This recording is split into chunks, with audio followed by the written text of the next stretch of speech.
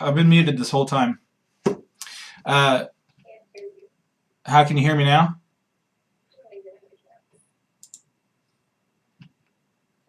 Can you hear me now? I can hear you. Yes. Okay. Yeah, it was muted. Uh, I'm in a courtroom, apparently. apparently, your sons do that for their school. Yes, they do. I don't remember how to change it. Don't worry about it. Okay, so we're trying to use some new software so that we can get the Bible verses up and y'all can see the questions and all those things. So it's going to be a bit of a rough ride tonight, but we'll make it through. So you change the background by clicking on your little video thing, and it says choose virtual background. You can just keep it there. It makes you look official. Well, you turn the video off. If you hover over the video, there's a little arrow. Okay, all right. Okay, so let's start asking this question. It's been called a bunch of different things throughout history. It's been called the Lord's Supper. It's been called communion. Those are the two names that you see primarily used in the text of Scripture, depending on the translation that you have. You'll also hear it called Eucharist every once in a while. And that comes from the word thanksgiving in the text. And so Christians originally saw it as a meal of thanksgiving, and so they applied that word to it, the Eucharist, and that's where that comes from. And so all three of those things you'll hear applied to what we call the Lord's Supper, and it's typically something that Christians, at least in our memory, have been coming together to do, right? I mean, have you ever, I can't remember, aside from these stay-at-home orders, any time where Christians have not, in the United States, been able to gather together as they wished to take the Lord's Supper. Can you think of anything? I can't. Yeah, it's what we're used to. That we can say that. Yeah, it is. It is. It's not like some instances today in other places. Recently, I think in the past few years or so, Christianity has again become the most persecuted religion in the world, and so that's something outside of my experience, but that's a daily reality for some people, that it's difficult to gather in groups. Well, now it's, depending on where you live, you violate ordinances if you gather in groups above a certain size. And so you're limited, and you wind up staying at home or staying some other place where you're not going to violate the rules that are in place, at least temporarily. Well, that causes us then to ask the question about meeting together. Can we take the Lord's Supper at home? Is it something that we can do at home in a small group, or is it something that can only happen at a church building? Or, to ask another kind of different question, is it only something that can happen when an entire local church is gathered together? Do those make sense? Why those might be two separate questions? Because one might see that one might see the church building as like a special place, and the other one is just, well, does it have to be the whole group together? So what we've got pulled up is the text from Matthew chapter 26, starting in verse 26. And it is we can call it the institution of the Lord's Supper, or the time where Jesus is with his disciples, and he tells them some things. He pulls them or draws them out of the Passover meal. So let's read in Matthew chapter 26, starting in verse 26. It says, "Now as they were eating, Jesus took bread, and after blessing it, broke it, and gave it to the disciples, and said, 'Take, eat, this is my body.'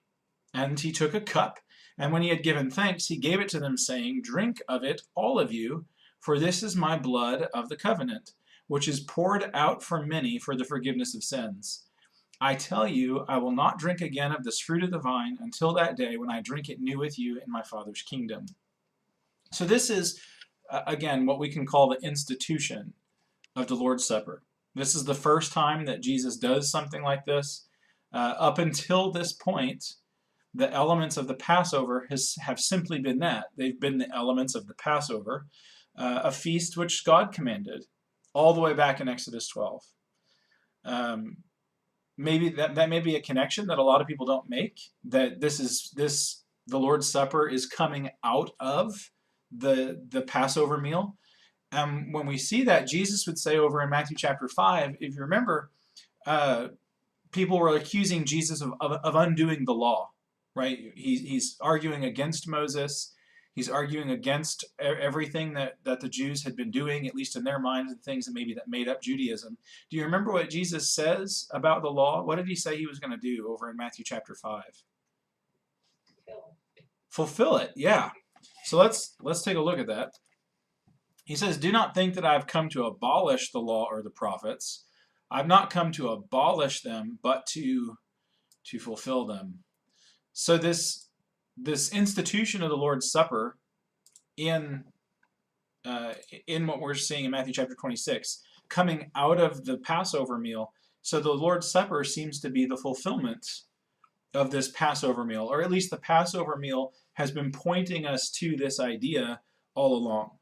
So Jesus doesn't come along and say, hey, the Passover thing, we're not doing that anymore. He fulfills it. Right? He himself. It's so amazing when you realize that. It's so amazing. Sorry. Yeah, it's really cool that all along God has been getting us ready for what Jesus shows us in Matthew chapter 26. Well, to help us understand what's going on, it would probably be a good idea to go look at when the Passover is instituted. So if we turn over to find that, we're going to have to go to Exodus chapter 12. And there's a lot going on in Exodus chapter 12. And so what we're going to do is we're going to look at some of the things that are happening, but we're not going to look at absolutely everything that is happening because some of it Jesus doesn't do. It's not applicable at his time anymore.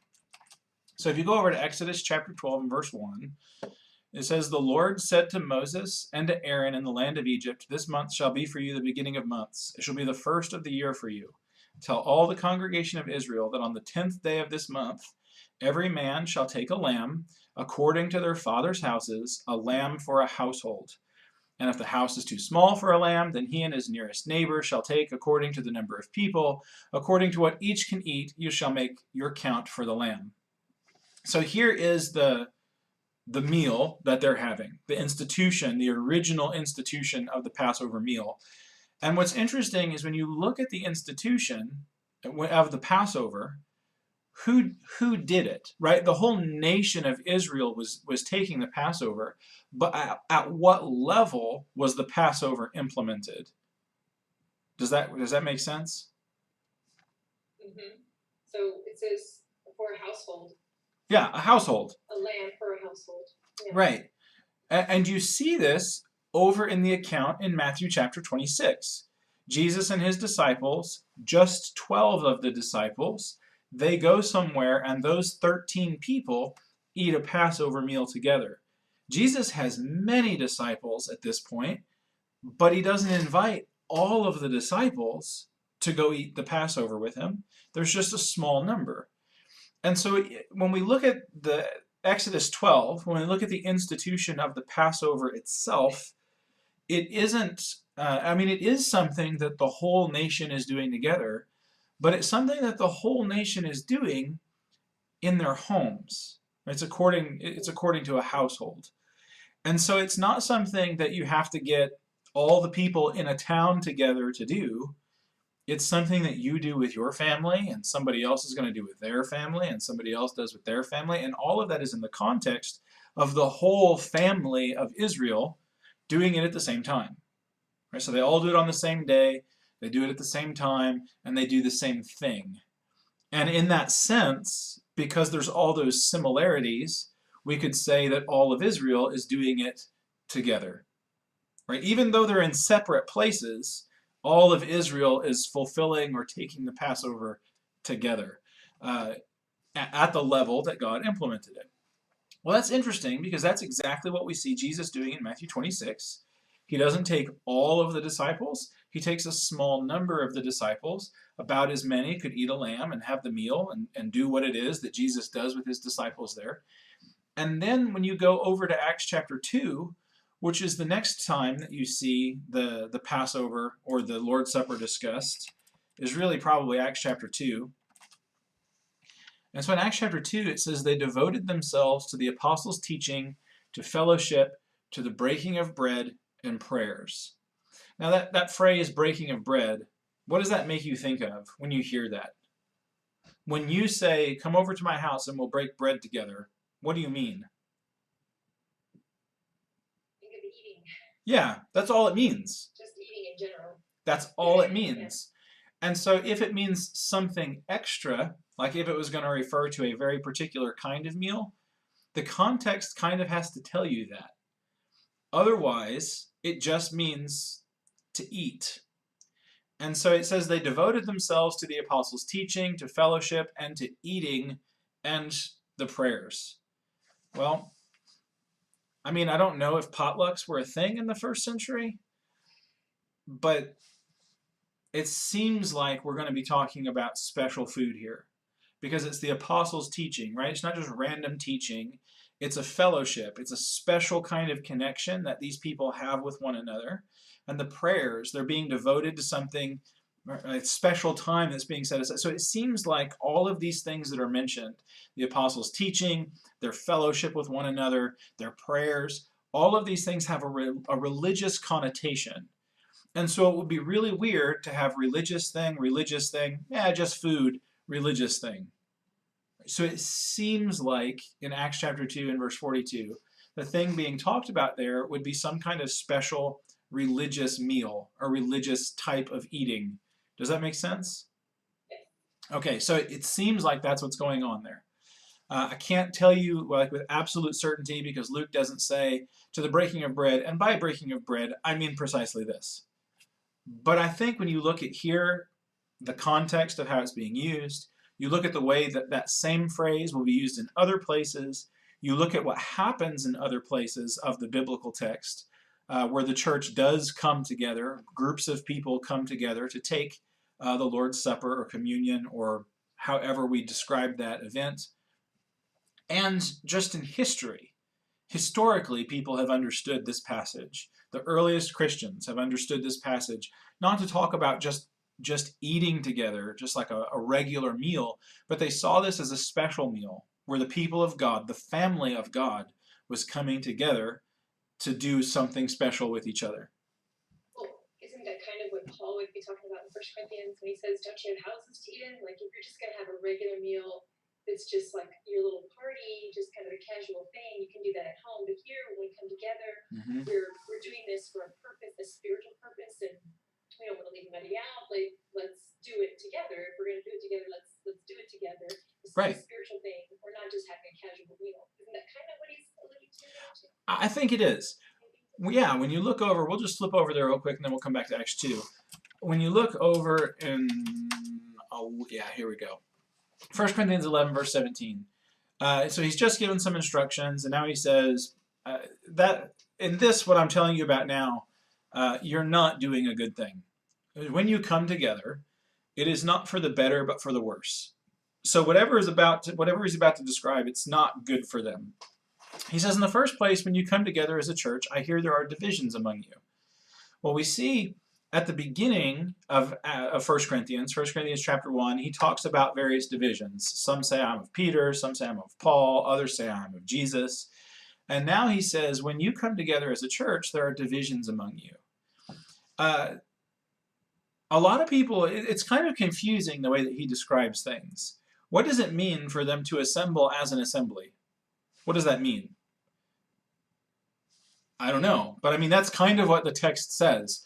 When you assemble yourselves together as an assembly, I don't know what that means, right? That's difficult.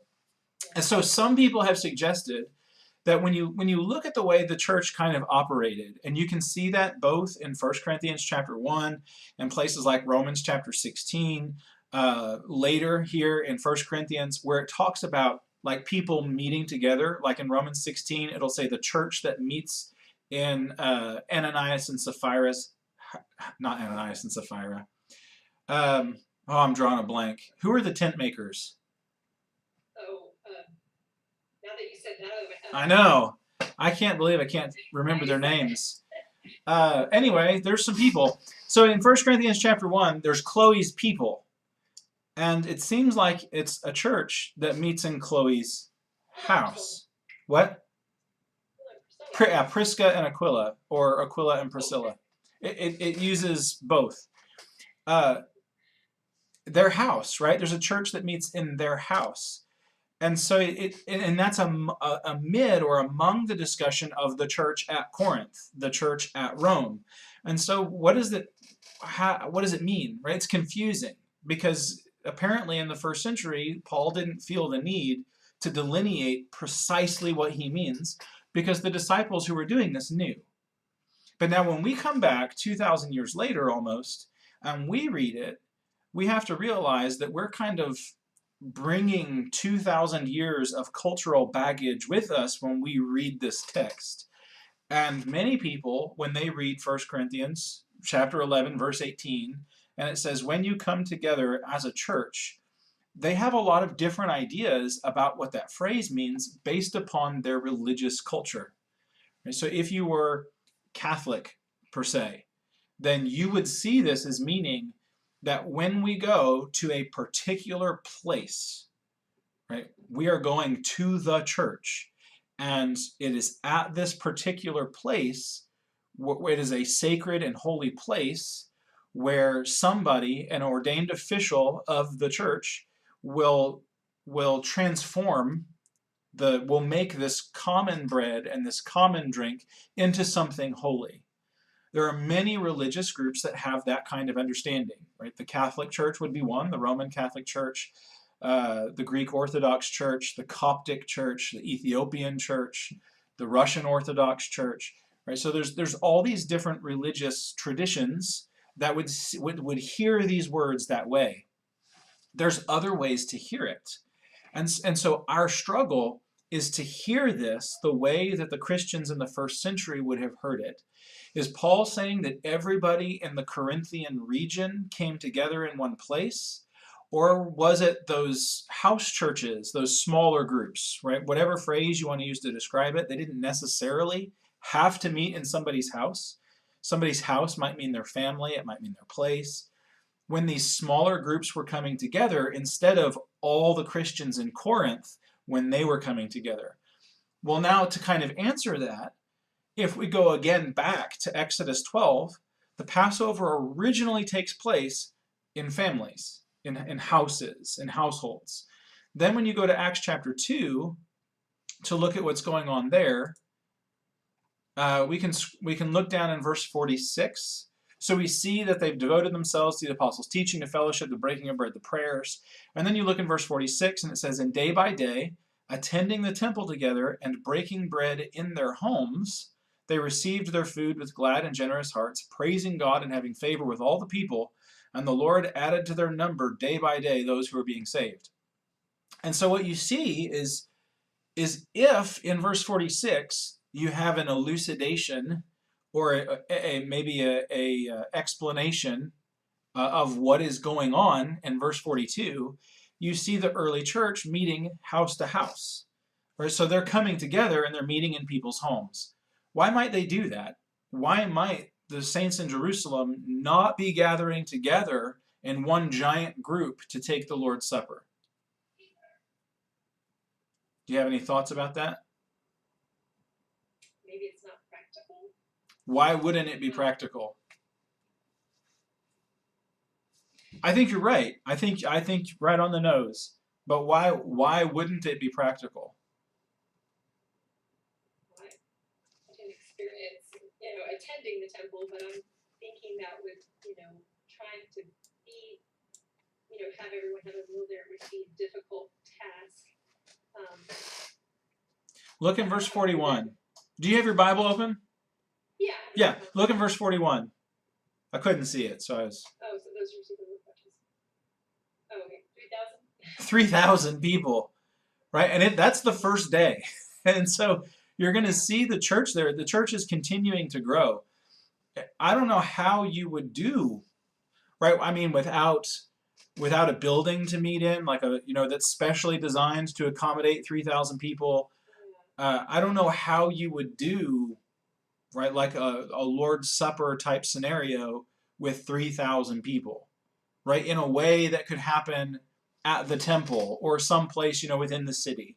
It makes much more sense for this big group of people to go into smaller groups, house to house, and meet together, very much like in Exodus chapter 12.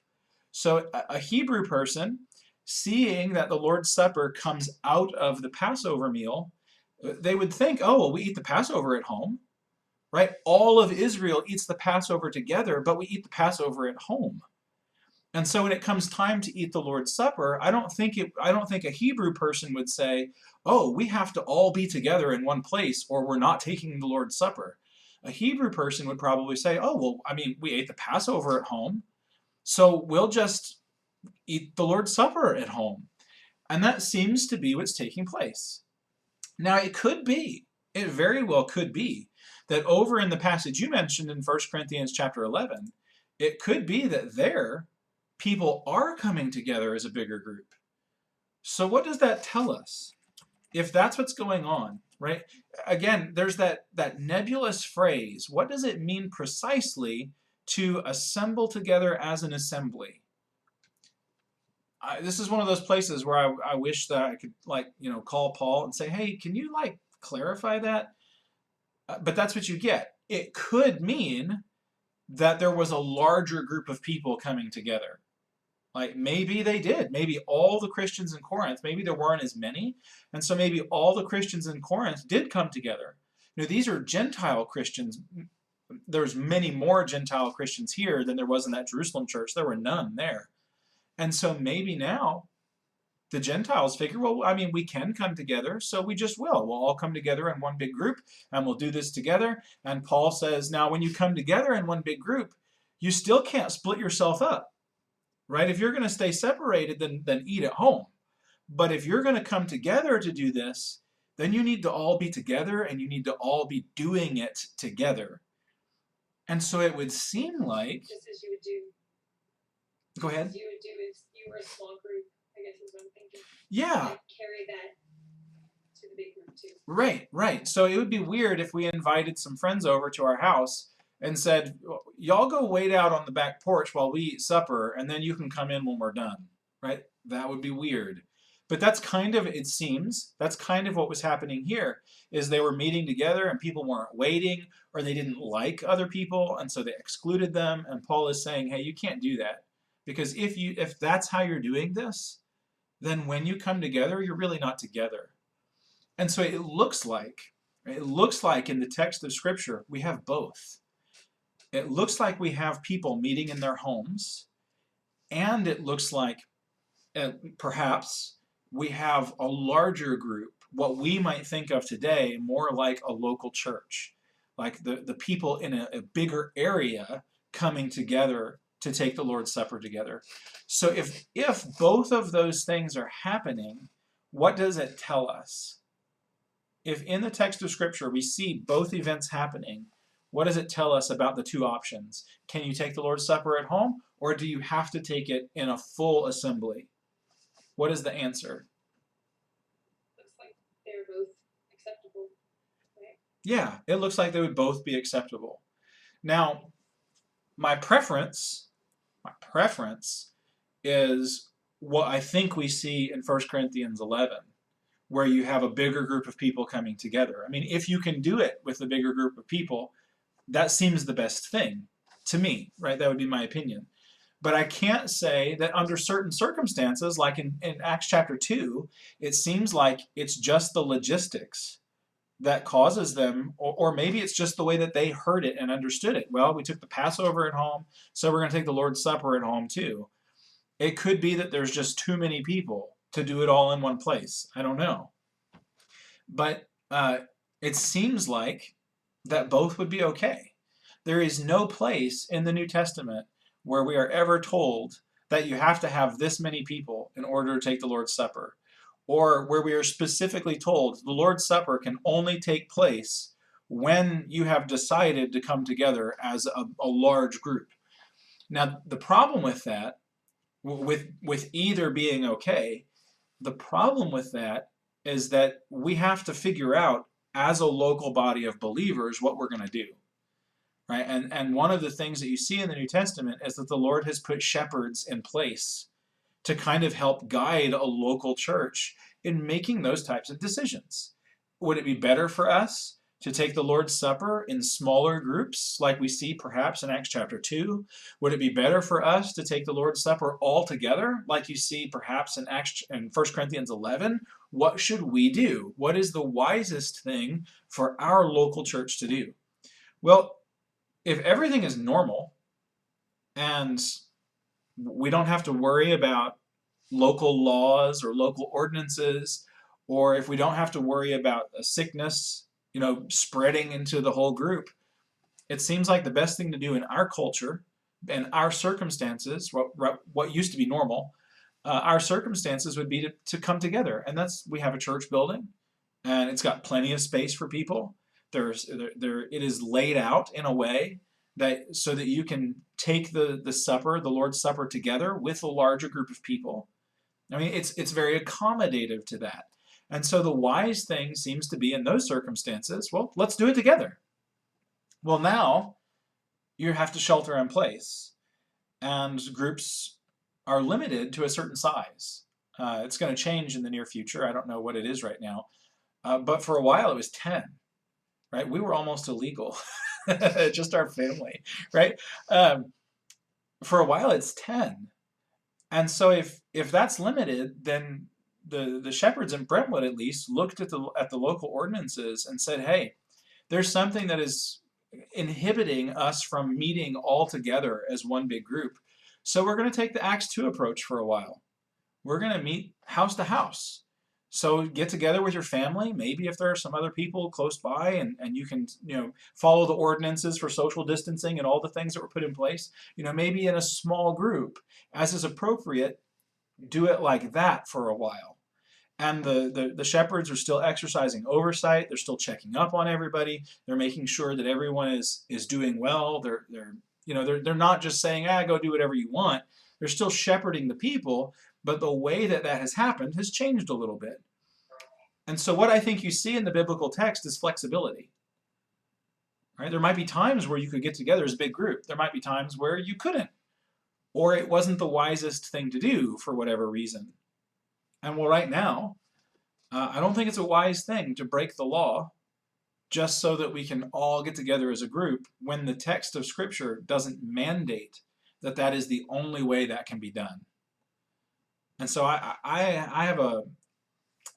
am very hesitant to create a rule that the Lord has not created. If God were to say somewhere, if we could turn somewhere in the Bible and it says, the Lord's Supper can only happen if the shepherds are present and at least 70% of the congregation is present, and they all have to be in one place. Well, I mean, then that would be the way we did it. But it's not there. And this flexibility allows the church to survive in times of persecution.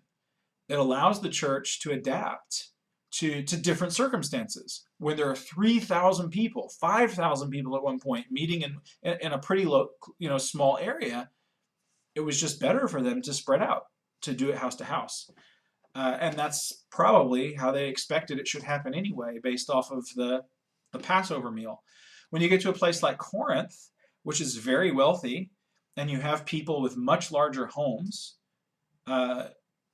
maybe in Corinth it made more sense to all meet together. And so you see a flexibility in the text of Scripture. And I'm very hesitant to make rules where God hasn't made rules. Right? And I think that is the crux of spiritual leadership, is to take the principles and the guidelines that God has given us, and where God is explicit, where God says this is the only way to do this, well, then that's the only way we do it. But where God gives us, options, where God doesn't limit something, then we need wise spiritual people to help us see the best way forward. What is the wisest way to implement the principles that God has given us? And I think that's an important aspect of spiritual leadership. Does that kind of make sense? Okay. Do you have any thoughts to add to that before we move on to the next thing? I think it was a good point to say that the flexibility has allowed Christianity to survive, to go on throughout time, because there's all these different circumstances that exist throughout history. But Christians, because there is some flexibility in God's commandments, they're able to fulfill what God wants, despite different circumstances. Yeah. They can still.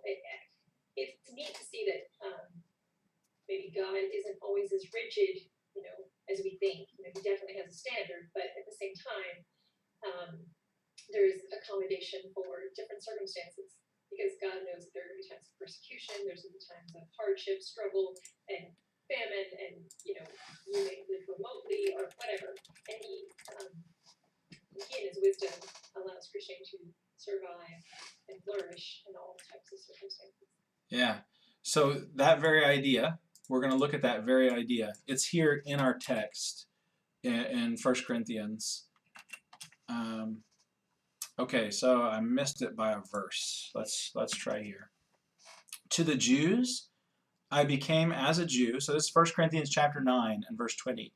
To the Jews, I became as a Jew in order to win Jews. To those under the law, I became as one under the law, though not myself being under the law, that I might win those under the law. To those outside the law, I became as one outside the law, not being outside the law of God, but under the law of Christ, that I might win those outside the law. All right, so Paul is saying that there's flexibility, right? And so he uses his liberty as a Christian when he's talking to a Jewish person or trying to help a Jew find Jesus, a Hebrew person. He lives like they do. He eats what they eat. He dresses how they dress. He becomes like them. When he moves over and now he's dealing with a Gentile, he becomes like them. And so there's this flexibility. And I think that idea of flexibility, of freedom, the way that we talk to our children about what obedience is, one of the ways we describe obedience is the freedom to be creative within a set of guidelines. So God gives us principles or guidelines, and we live within those guidelines. And we're being obedient that way. What tends to happen, though, with traditions, when we do something for a certain way for so long, we tend to think that that is the only way to do it. Right? And that's not unique to us, right, today. That is humanity throughout history. Look at fashion. Right? Fashion. Nobody dresses like they did in the Victorian era any longer. I mean, maybe a reenactor might.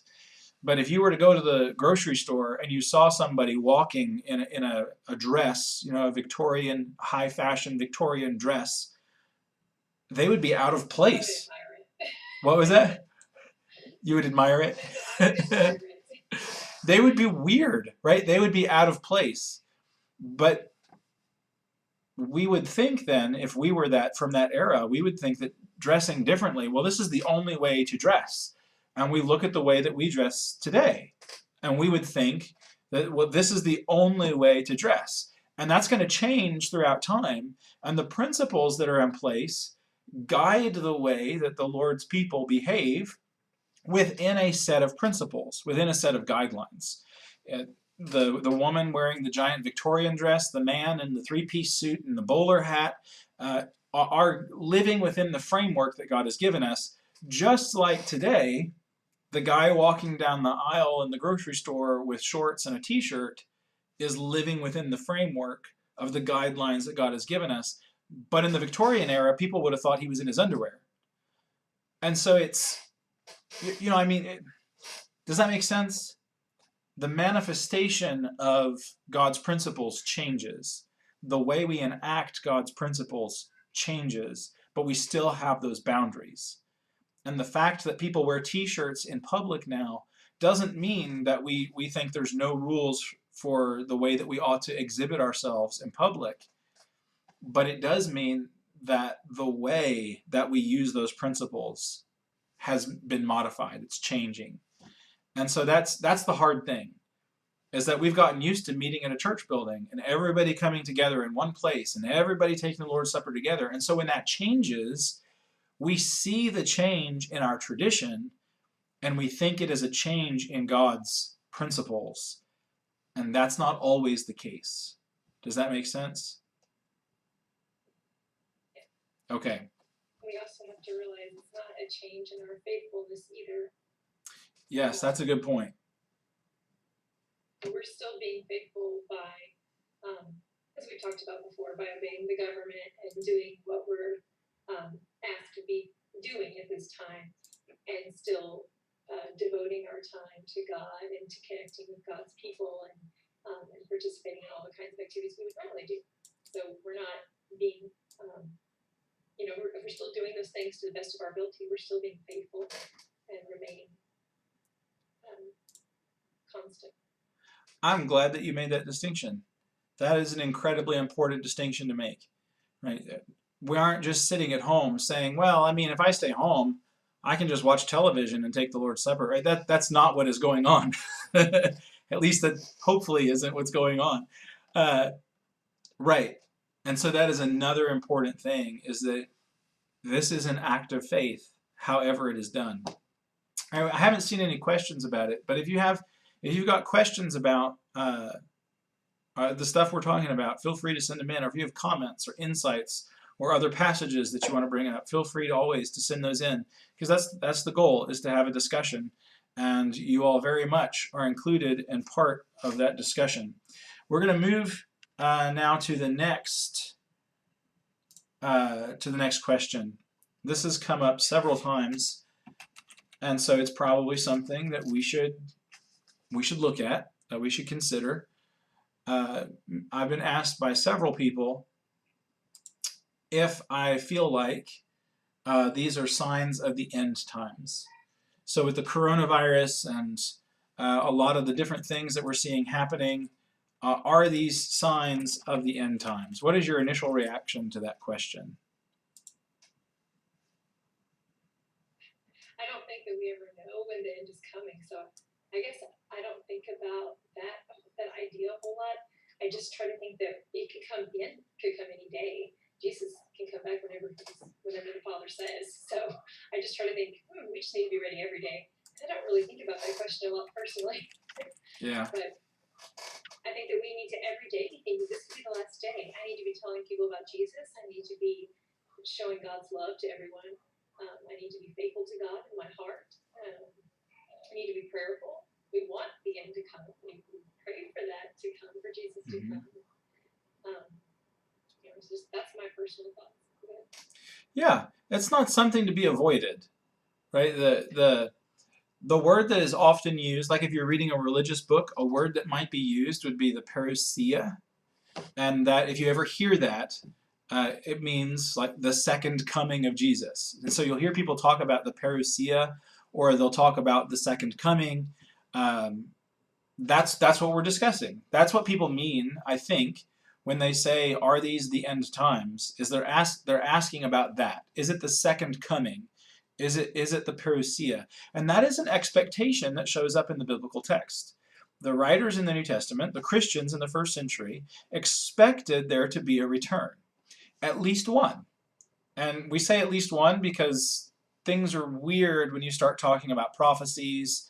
It just gets weird. Like when you talk about the day of the Lord, how many days of the Lord are there? Do you happen to know off the top of your head? No. Tons. Right? Every time there's a big judgment and a deliverance, it's the day of the Lord. And there are many of those. There is also like one big ultimate end, day of the Lord. And that will be like the end, when the dead are raised and we stand before the Lord and you're parted to the right or the left, the sheep and the goats, and you stand before the judgment seat of Christ. That's coming. Right? So that is the day of the Lord. But so is every time God renders judgment or delivers people. Those tends to be the same day. Right? The day of judgment for one group or one person is the day of deliverance or salvation for another. When God brought Israel out of Egypt, it was a day of salvation for Israel, but it was a day of judgment for Egypt. And so those two things often go together, judgment and salvation, the day of the Lord. And so when we talk about this, there is this sense in which the day of the Lord happens continuously, many times. I don't mean like every single day, but many times throughout history. It has always been interesting to me that no matter when people were alive, from the time of Jesus, no matter when people were alive, they were able to look at the book of Revelation and they're able to say, this is happening today. Why do you think that's the case? And if you don't have a, if you don't, Because it always, go ahead. oh, I guess I just would say I think it always can seem applicable to things that are going on in our life, you know. Yes, yes. That is the nature of that book. We call it apocalyptic literature. It's a prophetic book. It's written just like the prophets. And in fact, John would be sued by Ezekiel and Zechariah and some of the other prophets. They'd be like, he stole my material. He did. I mean, he just lifted it out. And you see those things again. And the reason why he's doing that is John is connecting a lot of the dots for the believers in the first century. And if you want to understand the book of Revelation, the first thing you have to do is you have to go and become very well acquainted with the prophets, the major prophets and the minor prophets, all of them. Because that is where John gets his material, is from the prophets. And when you look at the prophetic writings, right, you could take some of the prophecies in the prophetic writings from the Old Testament, and you could say, hey, this applies to today. And you're absolutely right, it would. That's why people can look at the book of Revelation and they can say, hey, this is talking about today. There's upheaval in governments. There's a sickness going around, a pandemic. There's threat of food shortages. There's locusts over in Africa. There's all of this craziness happening. What was that? Storms, all the Yes. the violence. Yeah. Yeah, people look at it and they go, oh, this is talking about today. They're right. It is. But maybe not in the way they think. And so I don't think necessarily, right, with the caveat that I don't know when that last day of the Lord is coming. I don't know when. But the way the book of Revelation is written is it had a very particular meaning to the people in the first century. When John writes the book of Revelation, he says these things are going to happen soon. So there is a meaning in that book of soon. Something happened. The text of Revelation means something to the people who got it in the first century, and it was going to happen soon. Hey there, little ladybug. Hi. Well, so it meant something to them. But 200 years later, people take the book and they read through it and they're like, oh, this is happening today. It means something to them. 200 years after that, in 500 AD, people read it and they're like, oh, this is talking about today. In 1000 AD, it's actually 999. So in 999 AD, when the clock is about to tick over to 1000, people expected the universe to end. And they were looking everywhere and they saw all the signs and they're like, this is it. And they saw application for their lives that day. In 2000, Do you think that's probably on purpose? I think it's absolutely on purpose. In 1999, when it was about to click over to 2000, which technically the new millennium doesn't start until 2001, but when it clicked over from 1999 to 2000, people were going crazy. It was the end of the world. We're all going to die. Not only Y2K, but I mean, we saw signs of the second coming everywhere. Right? I remember all kinds of biblical people were spouting prophecy. They were making predictions all the time. And I mean, we're still here 20 years later. Well, how come people can see Revelation in their own life? Why is that the case? Why do we see that in every generation? People think that Revelation is talking about their generation. The beast in the book of Revelation, I think, has been misidentified as Russia, as China, as the UN, as the Germans, as the French under Napoleon. Why is that the case? Why do you think that happens? I would say just because we need to always be ready. God wants us to be looking for his coming. Is my thought. Yeah. The idea of the second coming, of the judgment, is one that should always be at the forefront of our mind. Because if I am to die before that final day of the Lord, the day that I die is the day of the Lord for me. As appointed unto man once to die, and after that comes judgment. Right? So when I die, that is the day of the Lord. I have to be ready for that. I have to make sure that I'm living faithfully because I don't know when that event is going to happen. I don't know when Christ is going to return. I don't know when any of these things are going to happen. And so mercifully, the Lord has given us this book that is, I don't want to use the word cyclical, but this book that has signs and pictures in it that are applicable, right? We can look in the world around us today and we can see things happening, and it helps to open our eyes to spiritual realities. When we see earthquakes and storms and we see governments going to war and we see sickness spreading, that causes us to take a step back and go, wow, there are spiritual forces at play in the world all around me, and I know that's true because the book of Revelation talks about it. And now John may not have been talking specifically about what is going on between the Middle Eastern states and Russia, between Saudi Arabia and Russia, or China and the United States. I don't think John is looking into the future and prognosticating those things, but I think that there is a type, an image that human history always fits within. And John is saying, when you see these things happening, this is spiritual warfare. This is the forces of good and evil going on, battling in a realm that you cannot see. But that spiritual reality is always true. And regardless of what it meant, regardless of what the book meant in the first century, and I have some ideas, but regardless of what it meant in the first century, when John said this is going to happen soon, regardless of the specific fulfillment, there is this prophetic fulfillment, this sense in which it fits in every time.